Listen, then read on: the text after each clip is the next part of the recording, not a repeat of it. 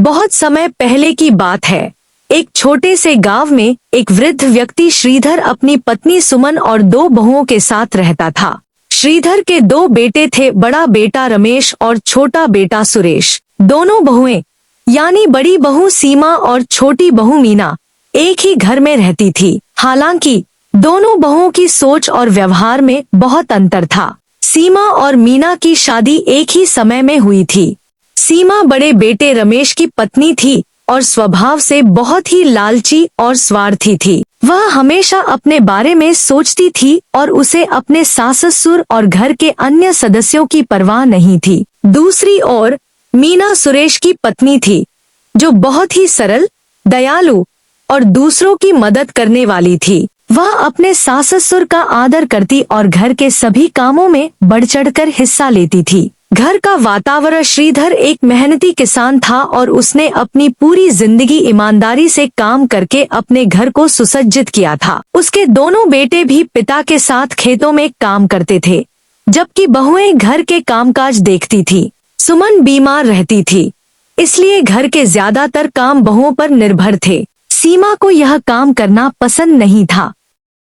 उसे हमेशा शिकायत रहती थी कि उसे ज्यादा काम करना पड़ता है, जबकि मीना बिना किसी शिकायत के सारे काम कर देती थी। सीमा को हमेशा यही लगता था कि मीना उसका काम छीन रही है और वह मीना से जलन करती थी। दिन श्रीधर ने अपने बेटों को बुलाया और कहा, मैं अब बूढ़ा हो चला हूँ और अब खेतों का काम तुम दोनों को संभालना होगा। मैंने सोचा है कि अब तुम्हारे लिए कुछ जमीन बांट दूं, ताकि तुम अपने परिवार का अच्छे से पालन पोषण कर सको। दोनों बेटे यह सुनकर खुश हो गए, लेकिन श्रीधर ने एक शर्त रखी, तुम दोनों को जमीन बांटने से पहले अपनी अपनी पत्नियों से सलाह लेनी होगी कि वे इस संपत्ति का कैसे उपयोग करना चाहती हैं। रमेश और सुरेश घर लौट आए और अपनी अपनी पत्नियों से बात की। सीमा ने तुरंत कहा, हमें वह हिस्सा चाहिए जो सबसे उपजाऊ हो, ताकि हम ज्यादा से ज्यादा लाभ कमा सकें। हमें कुछ भी नहीं चाहिए, बस पैसे कमाने के मौके चाहिए। सीमा का पूरा ध्यान सिर्फ पैसे पर था।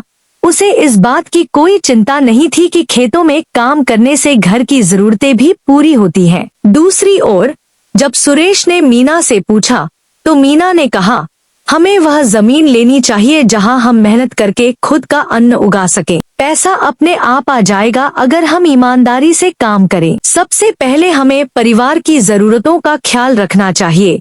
फैसला अगले दिन श्रीधर ने अपने बेटों से उनकी पत्नियों की राय सुनी। उन्होंने देखा कि सीमा का ध्यान सिर्फ धन कमाने पर था, जबकि मीना परिवार की भलाई के बारे में सोच रही थी। यह देखकर श्रीधर ने अपने बेटों से कहा, मैंने फैसला कर लिया है, मैं वह उपजाऊ जमीन सुरेश और मीना को दूंगा, क्योंकि वे इसका सही उपयोग करेंगे। रमेश और सीमा को वह जमीन मिलेगी जहां मेहनत की जरूरत है, ताकि वे सीख सके कि मेहनत से ही फल मिलता है।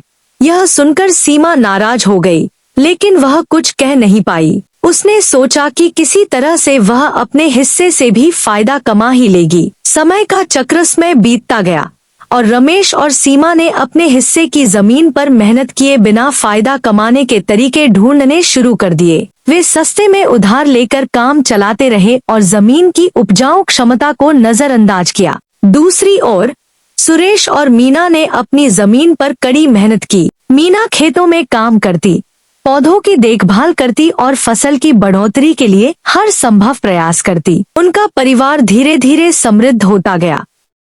एक दिन सीमा ने देखा कि मीना के खेतों में फसल लहलहा रही है, जबकि उसके खुद के खेत बंजर होते जा रहे थे। उसने रमेश से कहा, हमें भी मीना की तरह काम करना चाहिए, लेकिन मुझे पता नहीं कि वह कैसे इतनी अच्छी फसल उगा रही है।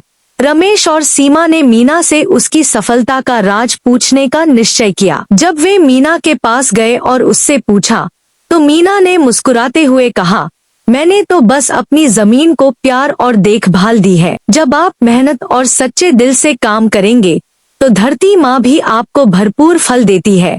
सीमा का पछतावा। मीना की बात सुनकर सीमा को अपनी गलती का एहसास हुआ। उसे समझ में आया कि उसने सिर्फ पैसे कमाने के चक्कर में अपनी जमीन की उपेक्षा की थी। वह पछताने लगी और सोचने लगी कि काश उसने भी मीना की तरह मेहनत की होती। उसने मीना से माफी मांगी और कहा, मैंने अब तक सिर्फ अपने बारे में सोचा और परिवार के बाकी लोगों की परवाह नहीं की। मुझे अब समझ में आ गया है कि मेहनत और परिवार की देखभाल ही असली सुख है। मीना ने उसे माफ कर दिया और कहा, समय कभी नहीं रुकता।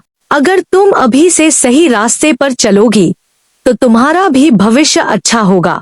नया आरंभ। उस दिन के बाद से सीमा ने अपना स्वभाव बदल लिया। उसने मीना से खेतों में काम करना सीखा और अब वह भी अपने खेतों में मेहनत करने लगी। सुमन और श्रीधर ने देखा कि घर का वातावरण अब पहले से बेहतर हो गया है। दोनों बहुओं में अब कोई मनमुटाव नहीं था और वे एक साथ मिलकर सारे काम करती थी। समय के साथ रमेश और सुरेश के खेतों में भी बेहतर फसल होने लगी। पूरा परिवार खुशहाल और संतुष्ट जीवन जीने लगा।